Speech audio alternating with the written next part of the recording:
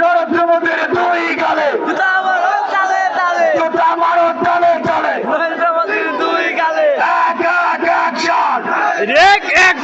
মুসলমানের action, direct action, যুব সমাজের অ্যাকশন। Direct action. আমরা হলাম রসুল সেনা, ভয় করি না বলে বোমা। আমরা হলাম মুসলিম সেনা, দিয়েছি তো রক্ত, রক্তের বন্যায় নারায়ণ তাকবীর। সর্বশেষ কথা, হিন্দুদের ব্যাপারে বয়ান করার মূল উদ্দেশ্যটা হলো এদেরকে যাতে করে এটা বোঝানো যায় এদের মালিক গুলার কোনো পাওয়ার নাই, ক্ষমতা নাই, ক্ষমতার মালিক আমার আল্লাহ।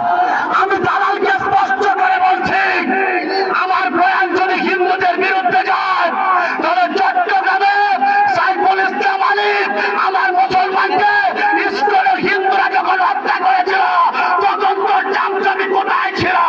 কোথায় ছিল? এই লোকটাকে বোমা পড়ায়া, কালেমা পড়ায়া আবার নতুন করে মুসলমান বানাবে। সবাই কাছে আছেন ইনশাআল্লাহ?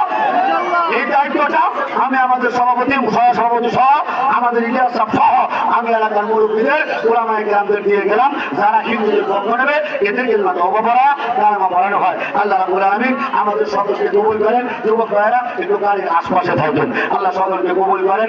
আর 11 ফেব্রুয়ারি এলাকাটা মারাত্মক ছিলেন।